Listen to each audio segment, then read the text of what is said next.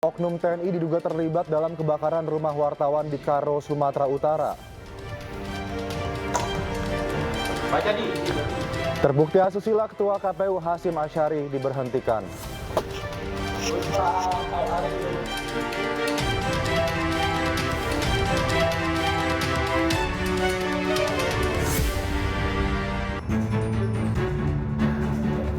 Selamat malam pemirsa, selamat datang di iNewsroom bersama saya Aldi Hawari. Kami akan membahas berita utama secara mendalam, komprehensif dan tentunya eksklusif.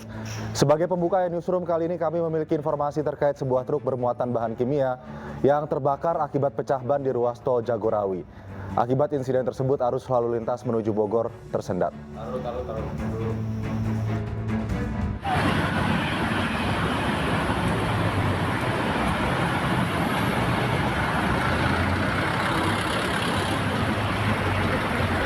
Beginilah kondisi truk bermuatan bahan kimia yang terbakar di ruas tol Jagorawi, tepatnya di kilometer 2600 Kecamatan Makassar, Jakarta Timur, Rabu siang.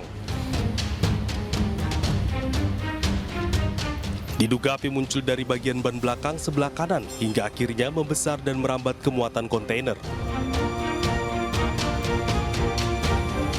Pengemudi truk mengatakan kebakaran truk kimia berawal dari pecah ban hingga menimbulkan percikan api. Tidak ada korban jiwa dalam kebakaran ini. Api berhasil dipadamkan menggunakan 1 unit mobil pemadam kebakaran.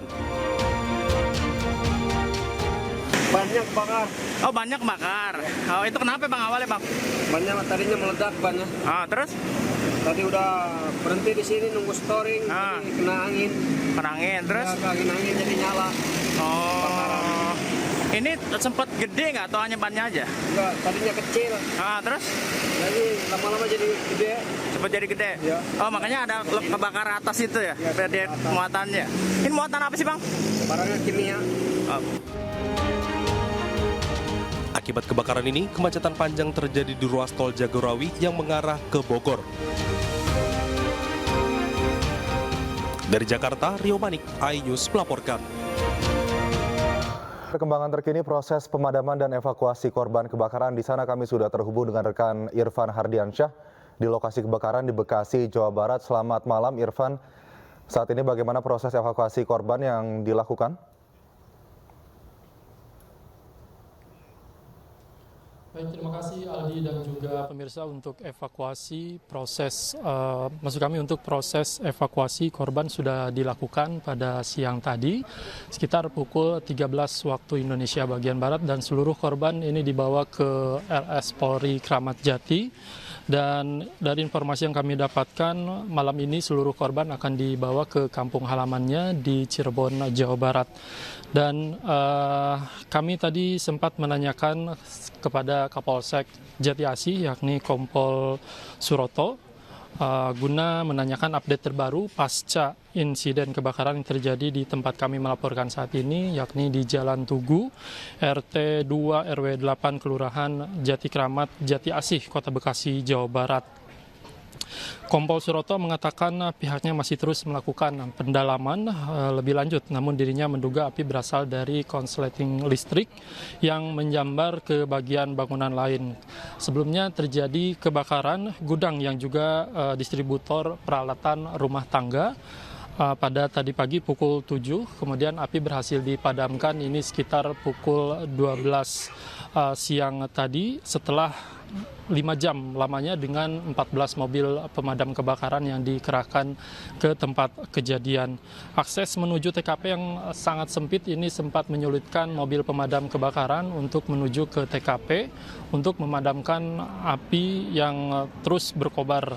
Dalam kejadian ini satu keluarga ini dinyatakan tewas. Ini diantaranya ada pasangan suami istri, kemudian juga ada 2 anak dan 1 keponakannya. Dari informasi yang kami dapatkan dari tetangga korban di sini, untuk istrinya ini sedang mengandung 7 bulan.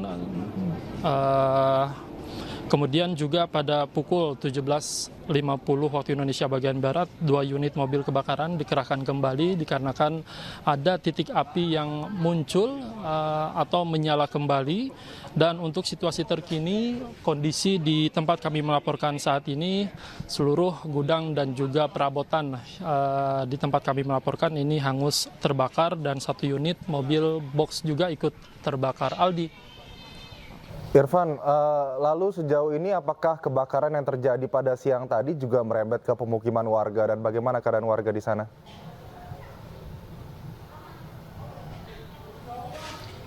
Dari pantauan kami memang ada 1 unit rumah percis di depan gudang ini ikut terbakar, dan untuk masyarakat sendiri atau warga di sini masih terus melihat kondisi di TKP yang mana masih terus dilakukan penjagaan oleh pihak kepolisian, dan juga tadi sempat 2 unit mobil pemadam kebakaran kembali ke TKP untuk memadamkan titik api yang memang menyala kembali. Dan untuk kerugian sendiri ini masih belum bisa ditaksir berapa kerugian yang mencapai kerugian berapa besar, ini belum bisa ditaksir, Aldi. Terima kasih Irfan Hadiansyah atas laporan Anda dari Bekasi, Jawa Barat. Baik, tim investigasi temukan ada oknum aparat yang bertanggung jawab atas kematian jurnalis di Karo, Sumatera Utara. Pemirsa, untuk membahasnya, kami sudah terhubung dengan Kepala Dinas Penerangan TNI Angkatan Darat, TNI AD. Ada Brigjen TNI Christomay Sianturi. Selamat malam, Pak Christo. Selamat malam juga, Mas. Ya, terima kasih atas waktu bersama kami. Pak Christo mungkin bisa langsung menanggapi bagaimana saat ini internal TNI Angkatan Darat merespon terkait dengan adanya temuan dari tim investigasi dari Dewan Jurnalis, adanya keterlibatan aparat dalam kematian jurnalis di Karo, Sumatera Utara. Ya, jadi sebelumnya kami turut berbelasungkawa dan mengucapkan rasa duka yang mendalam atas musibah yang menerima rekan kita, saudara kita, Saudara Sampurna Pasaribu beserta keluarga. Semoga arwah beliau diterima di sisi Tuhan Yang Maha Kuasa. Nah, untuk menanggapi hal ini, bahwa ada dugaan keterlibatan anggota TNI dalam kasus ini. Menurut saya ini terlalu kesimpulan yang terlalu diambil cepat. Artinya gini, masalah kebakaran, apa yang menjadi penyebab kebakaran dengan masalah keterlibatan anggota TNI dalam perjudian, itu merupakan 2 hal yang berbeda. Ya, jadi biarkanlah dulu pihak kepolisian bekerja mencari apa penyebab dari kebakaran itu sendiri. Jangan langsung dikaitkan bahwa karena dia memberitakan perjudian, rumahnya terbakar, langsung seolah-olah bahwa ini pasti penyebabnya adalah dibakar. Tidak boleh begitu. Ya, jadi biarkanlah kepolisian dengan scientific investigation-nya, forensik bekerja, mencari apa penyebabnya. Apakah memang dibakar, berarti api dari luar, atau memang dari dalam mungkin korsleting, atau karena di dalam katanya ada temuan karena yang bersangkutan juga berjualan pertalite dan minyak sebagainya, sehingga bisa memicu kebakaran dan sebagainya. Nah, biarkanlah polisi bekerja, karena saya tahu juga polisi juga sudah menghadirkan saksi ahli untuk mengungkap apa sih penyebab dari kebakaran. Nah, berangkat dari sana nanti kita tunggu kesimpulan hasil investigasi kepolisian, barulah kita mencari apa penyebabnya. Oke, penyebabnya adalah dari dalam. Oke, penyebabnya dibakar. Nah, apabila dibakar, siapa yang membakar itu? Jangan langsung dikaitkan bahwa seolah-olah ini pasti kerjaannya orang yang kemarin kami beritakan. Tidak bisa begitu, terlalu cepat gitu kan. Pak Christomay, terkait dengan adanya dugaan ini yang dikeluarkan oleh Dewan Wartawan, begitu apakah kemudian internal TNI Angkatan Darat juga membentuk tim khusus untuk menginvestigasi, ada kemungkinan dugaan ini memang betul terbukti begitu? Iya, jadi kami berterima kasih apabila ada masyarakat yang memang memiliki informasi, data-data, bukti yang menguatkan keterlibatan anggota TNI tadi. Segera laporan kepada kami sehingga bisa kita tindak lanjuti. Sehingga nanti itu bukan menjadi rumor atau dugaan-dugaan saja, tetapi kita tindak lanjut dengan bukti-bukti yang jelas. Dan tentunya kami tidak akan melindungi anggota-anggota yang melanggar atau melanggar hukum. Pasti kami akan proses hukum, kami akan tindak sesuai peraturan perundangan yang berlaku. Di kita sendiri sebenarnya, kami sudah memintai keterangan atas nama HB yang disebutkan oleh media tadi, bahwa kita sudah minta keterangan apa, ada nggak keterkaitan dia dengan, nah, kita tunggu hasilnya, gitu ya. Tapi ini tolong jangan langsung kita simpulkan bahwa ini kebakaran penyebabnya karena dibakar oleh anggota TNI yang diduga tadi. Jangan, itu terlalu dini kita tidak boleh menzolimi orang, kita menempatkan asas praduga tak bersalah di sini, sehingga nanti biarkanlah tim penyidik dari kepolisian bekerja. Nanti juga biarkanlah misalnya itu memang dibakar, siapa yang membakar, siapa yang katanya ada saksi 5 orang terlihat dan sebagainya temuan-temuan itu yang telah didapatkan oleh tim KKJ, teman-teman KKJ, sehingga kita bisa mengambil kesimpulan bersama. Kalau memang nanti betul-betul terbukti bahwa itu melibatkan anggota kita, pasti kita akan hukum. Baik. Tidak akan kita tutup-tutupi. Baik Pak Kristo, untuk berita liputan yang diliput oleh almarhum wartawan yang tewas di Karo, Sumatera Utara terkait dengan adanya juga dugaan keterlibatan oknum aparat ini dalam perjudian, begitu bagaimana TNI Angkatan Darat merespon terkait dengan adanya berita ini dan apakah juga sudah dilakukan penelusuran terkait berita yang dibuat oleh sang wartawan?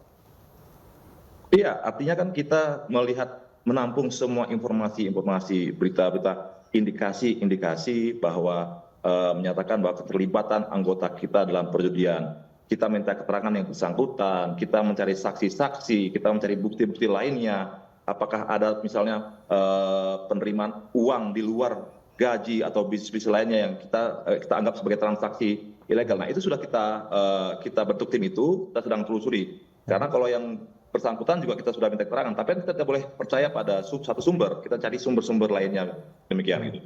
Demikian Mas. Jadi sampai saat ini dari pihak Kapuspen TNI Angkatan Darat pun belum bisa menemukan ya Pak oknum-oknum siapa-siapa saja yang terlibat dalam perjudian ini. Ya, artinya ini kan kita sedang menelusuri, jadi kan kita tidak bisa menuduh langsung bahwa terlibat judi, nggak bisa dong. Di mana indikasi bahwa terlibat judi? Apakah dia misalnya nanti sebagai bandar judi, apakah dia sebagai backing judi, atau hanya pemain judi? Baik. Ini kan kita harus tentukan juga. Jadi jangan kita sampai langsung menduga-duga, membuat hipotesa sendiri bahwa ini pasti ikut terlibat judi, ini membackingi judi, ini karena judinya dikabarkan sehingga dia marah dan membakar. Nggak boleh seperti itu. Kita biarkan penyidik dulu bekerja, mereka mempunyai metode untuk bagaimana cara investigasi, bagaimana cara menyelidiki, nanti hasilnya kita tunggu bersama. Demikian Mas. Baik Pak Brigjen Kristome, terima kasih atas waktunya bersama kami. Semoga ini juga memberikan penerangan juga kepada masyarakat dan tim investigasi bisa bergerak lebih cepat kemudian untuk menjawab dugaan-dugaan yang dikeluarkan terhadap kasus yang menimpa terhadap wartawan Karo, Sumatera Utara ini. Terima kasih Pak Kristome, selamat malam, salam Terima sehat. kasih, selamat malam. Pemirsa, hari ketiga pra-peradilan kuasa hukum Peggy menghadirkan 5 saksi. Informasi lengkapnya kami hadirkan usai jeda, tetap bersama kami di iNewsroom.